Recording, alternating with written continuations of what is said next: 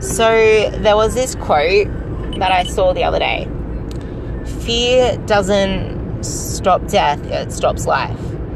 And this quote resonated with me because it reminded me of pretty much my whole journey, and not just in exercise and fitness and doing things to pretty much improve my physical health, but in just everything that I do, and the fact that I've pretty much not worked for anybody in my life. I've took on my own coaching business, and since I started pretty much working, besides the odd gig or two in high school that I did just to make money and pay for things and luxuries, I took the risk to not have a stable income, not have a salary, so that I could do something that I was so passionate about. And why would I do that? Why would I not just work a 9-to-5 job, do whatever the hell I want afterwards, do whatever the hell I want before it?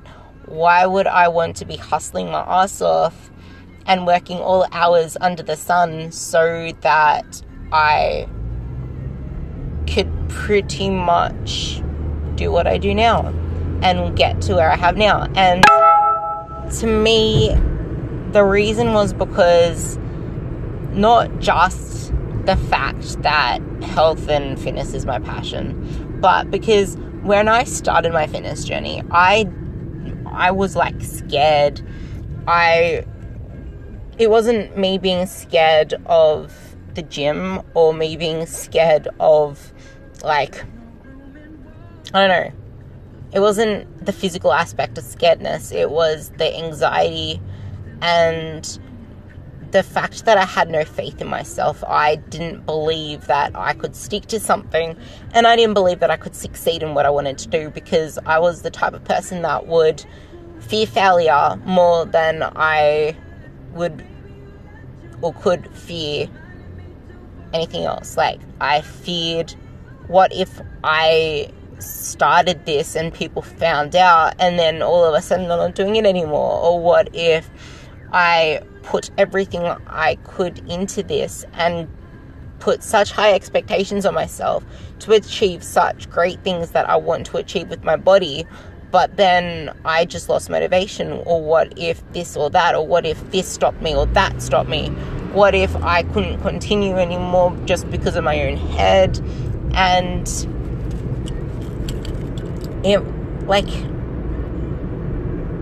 it's the faith that you need to have in your own abilities, the self-belief that you need to fortify, knowing that you do deserve it, you are good enough, and that your success depends entirely on you.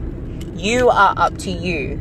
You are not up to anyone else. And if you don't put yourself forward, and if you aren't enthusiastic, excited about life, if you don't put all you can into being the best version of you, and you constantly worry, what if I fail? What if I stop doing this? What if I'm not made out for it?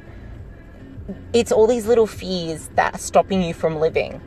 You need to be brave. You need to have confidence in yourself, and you need to not self-sabotage. You need to stick to something and do everything you can to be obsessed with it. I found, because I was so scared of the fact that I didn't think I could stick to it, and the fact that I could possibly fail myself and not be as good as I want it to be, and because as soon as I start any task, I am that AAA personality that needs everything to be pretty much perfect. And if it's not, I would get anxious, I would get stressed, I would just everything that just was not good for my mental health. And what I found was that this whole process not only grew me physically, but I just got so much stronger mentally. I learned to believe in myself. I learned to push myself past my limits, to the point where I felt pretty much broken because I literally tried so hard. And I didn't do it alone. That's the thing that kept me going. Like, I held myself accountable to social media from day one. Every single time I went to the gym, I would check in and I would do a selfie. Like, a lot of people would say that's too much, or a lot of people would say I don't have what it takes to post selfies, I don't even look the part yet. Your perspective is skewed if that is what you think. You do not need to look any other part. You do not need to fit anybody else's circle, because you are a moldable peg and you can make yourself fit into whatever the hell you want to fit into. So what if you don't look the part? The thing is that you're trying to look the part that you want to be. There is no actual mold that you need to fit. It's your perspective that makes you, like, it's your perception of a mold that you need to fit, if that makes sense to what I'm trying to say. Like, the more you hold back from being accountable to social media, from putting it out there, from being so enthusiastic and so straightforward about your goals and just talking about it, obsessing over it, the more you withhold from that, the more likely you are to just quit, fail, give up, whatever, because you're not portraying your intentions to the world. You're not making your why clear. You're not making it clear that this is something that you really want to do. For me, I made it so friggin' clear. I posted about it, even though I did not look the part. Like, I was some skinny, anorexic looking 37 kilo, whatever the hell, because I was just so unfit and I did not give a shit about what I put into my body.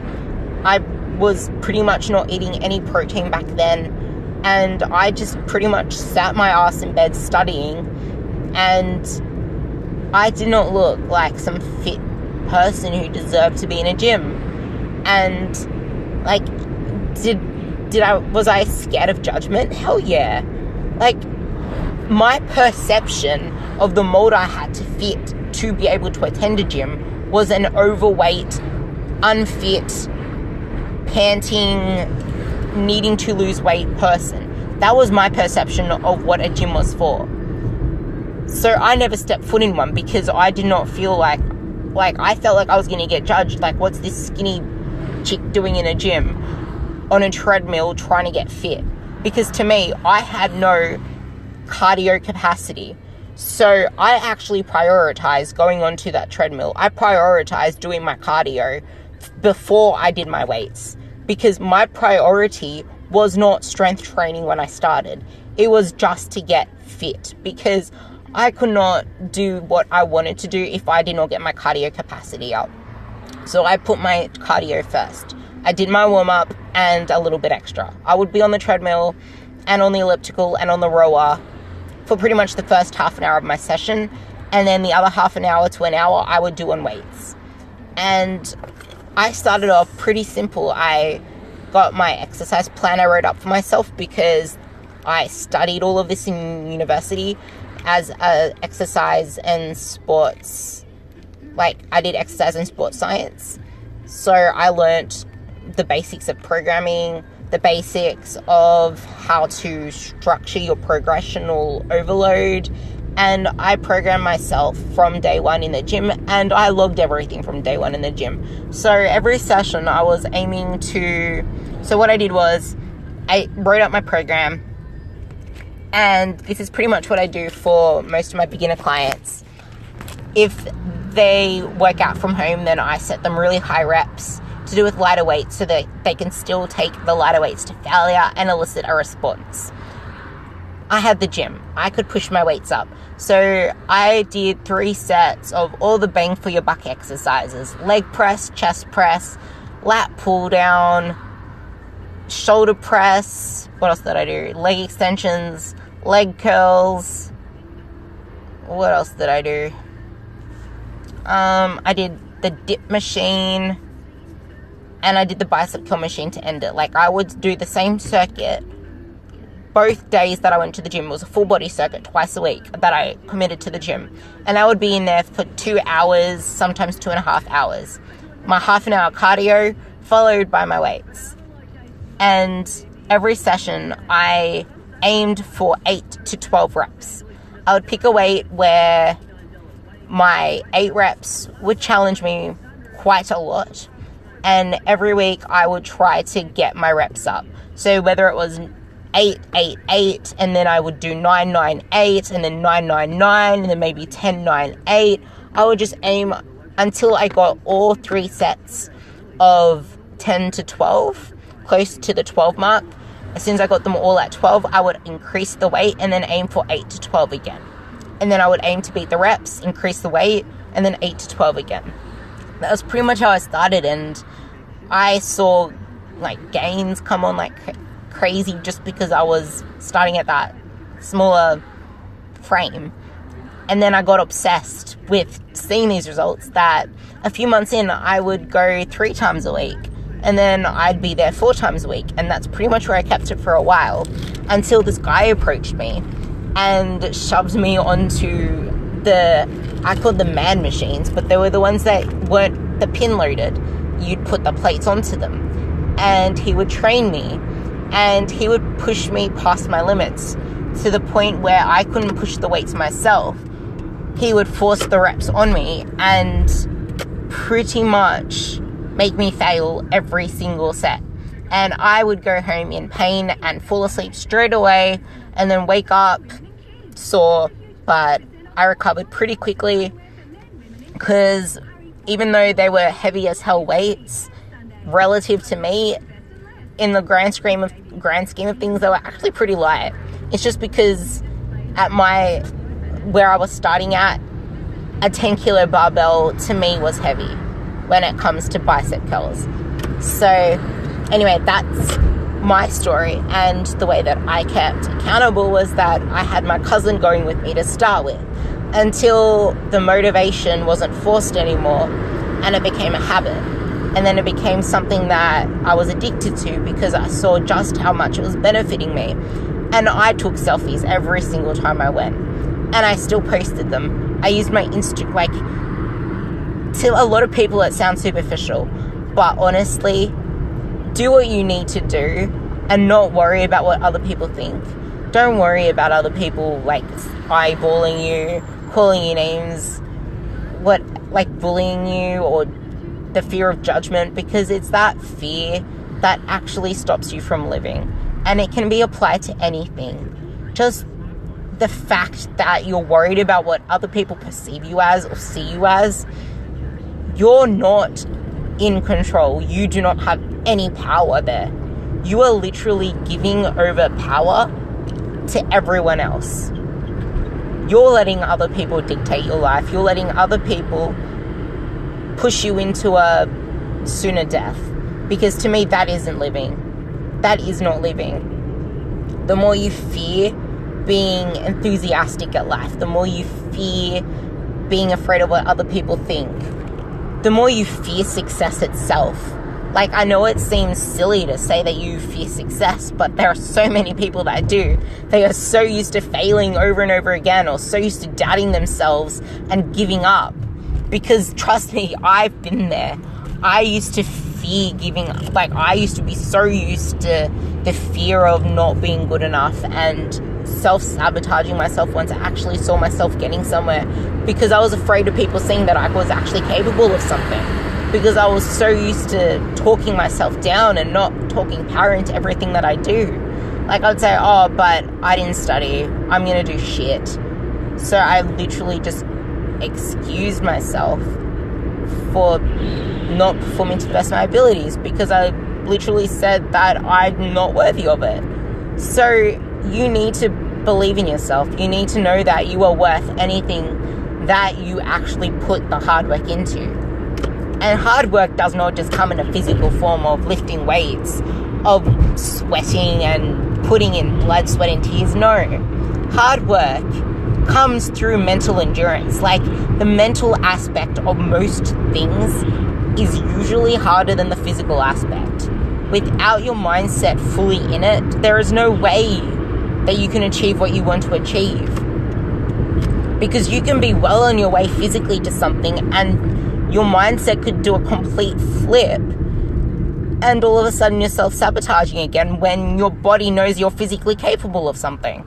So unless you train your mind, and unless you actually use everything that I've said in this Ruby's Rambles, to believing in yourself, to putting in the work, to having that coach or that somebody there to help you through, because there's no way that, because I coach so many people, it's physically and mentally draining on me. There is no way that I'd be able to look after myself without someone there looking after my goals. And that is what I do with my clients. I look after their goals. Their goals are my goals. Their struggles are my struggles. I want them to know that I care about where they want to go. I want them to know that they can come to me when they need me. It's that support and that guidance, that blueprint, having that person that's there with you on your journey. That's that spark. You just need to keep it burning. You need to keep your fire, you need to be that strong wood that keeps burning. Let them keep pouring the flammatories onto you. Let them keep the fire burning from the external factors and all that jazz. But you need to keep the fire burning within. Keep it there. All they do is touch it up and make sure that it's burning strongly. They keep feeding the paper into the fire, but you need to keep it burning. So that's my Ruby's Rambles for today. I hope you could piece it together and make sense, because I kind of jib-jabbed, zigzagged all over the spot, but it sends the same message. And I just want you to know that self-belief is the most important thing. And don't doubt yourself. Know that you are worth it. And nothing is done without the hard work and the hustle. So put in the hard work, put in the mental work, and work on your mind game, because it is the most important thing you'll ever do. That's me out.